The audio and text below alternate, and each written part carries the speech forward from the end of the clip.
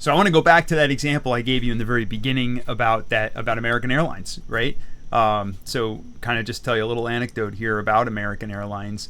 When they developed that system, one of the problems that they had is that information systems were pretty, digital technology was pretty rudimentary at the time.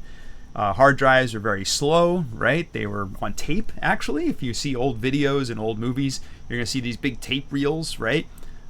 They look, they had these hard drives with these giant cabinets, right, with these tapes, and you would see kind of the tape reel going through a read head, and it would have to rewind and fast forward that tape in order to find data. So you can imagine that finding data on tape was pretty slow. So early database designers, and they didn't really call themselves database designers back then, right? They were information processing specialists or something like that.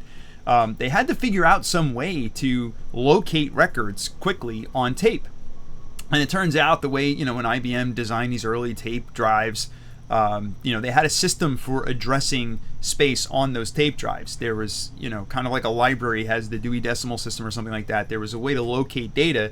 If you knew the location of the data on the tape, it was faster to find it. If you didn't know the location, just like today, it would have to scan the entire disk. Now today, scanning an entire disk doesn't take that long, or an entire file doesn't take that long. You'll see that in Oracle. When we do our assignments in Oracle, one of the assignments that I give you, I ask you to look at tuning, database tuning.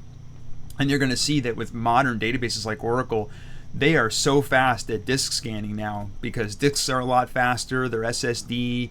There's other technologies that they use that make it a lot faster, that scanning a full disk is not a big deal anymore. But back in 1961, scanning a disk took a long time.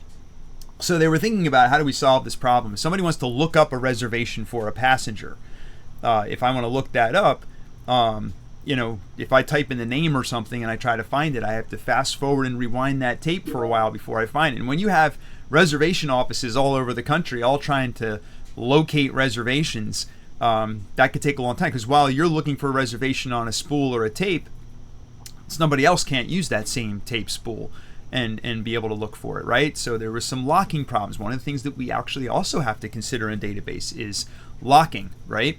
Multiple people using the same resource. We're going to talk about that in distributed databases in much more detail later in the course. So how did they solve this problem? Well, if any of you have ever flown on an airplane, I'm sure a lot of you have, you may have heard of something called a passenger locator number. So when you buy a ticket on American Airlines, the other airlines have slightly different vernacular, but remember, American goes back to the original Sabre system that they used. One of the things you'll see in the vernacular is your ticket has what's called a record locator number. So there's a ticket number, which is this long number that's sequential and gets generated, right? There's a sequential kind of predictable number that's your ticket number. But then there's also this separate number called a record locator. And that record locator number isn't unique.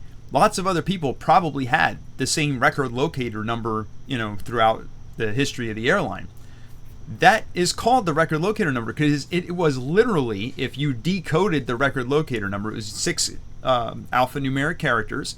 And if you decoded those 6 alphanumeric characters, it was literally which tape or which tape spool, right? And if you look in this big data center, you had all these tape systems, right, in a huge building.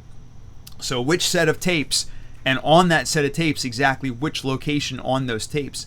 So when you typed in a record locator number for a passenger, it would decode that number and say, okay, I know that's on spool 35, and on spool 35 it's location 97324, right? And it would just go right to that section of the tape. So it's kind of funny that that term has survived even to today in 2027, right? 80 some odd years later, we're still using the term record locator, but it's a vestige of the past of this old mechanism for finding records.